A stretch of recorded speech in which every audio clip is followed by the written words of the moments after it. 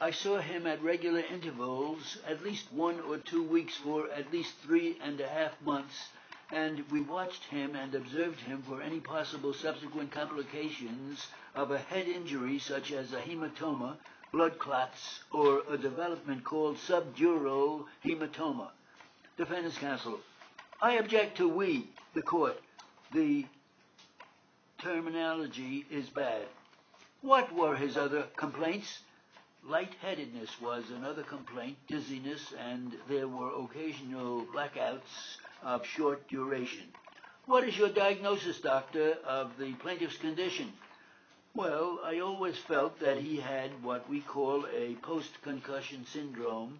What does that mean? People feel that is a nebulous expression because it is a symptomatic entity, as a matter of fact, rather than something that can be definitely ascertained by diagnostic procedures. Can you tell us what you mean by that? If the patient continues to have headaches and it dates back to the accident, it continues with the patient having other cerebral symptoms like lightheadedness and blackout, we do feel that it is something that you can't pick up very often on examination, but pathologically it is probably due to some trauma. There is, let's say, small vessel damage present.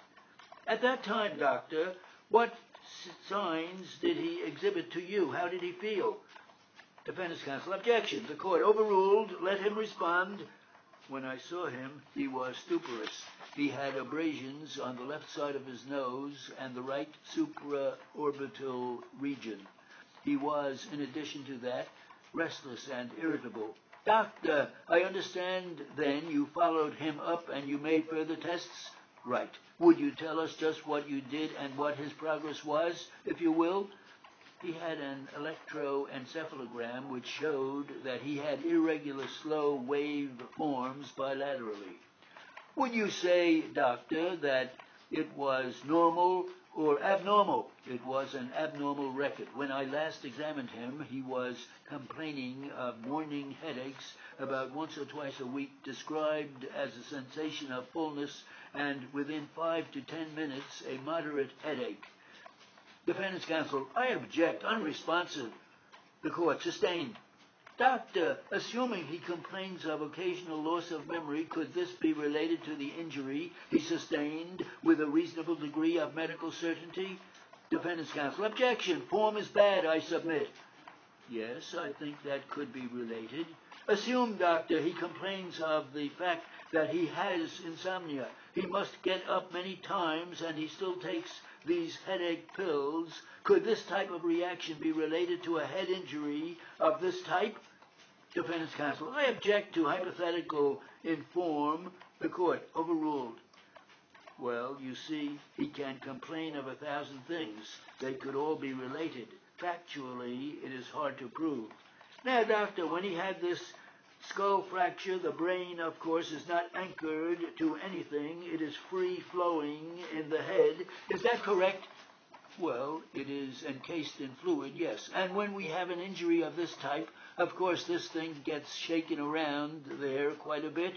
Right. It runs from one end to the other one, and shock waves now go through this brain, do they not? Very good analysis, yes. Is it true that shock waves could cause related damage to other portions of the brain?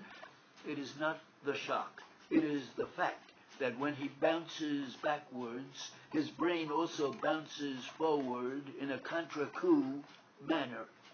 In any event, doctor, do you think this man is malingering? Defendant's counsel, objection, uncalled for. The court, I'll take it. No, I don't think this man is malingering at all. I think he has an occasional headache. I think he may have an occasional memory lapse, but this is not contraindicative of the type of work he did. The court, doctor, do you feel you should do another encephalogram before you could give an opinion? I think he should have another test because his last one was still abnormal.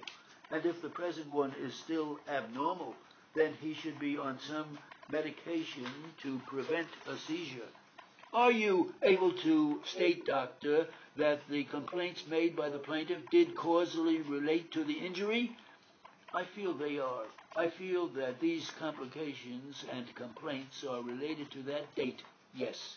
Defendant's counsel, I object on the ground this is beyond the bill of particulars and obviously outside the pleadings and not within the gravamen of the complaint.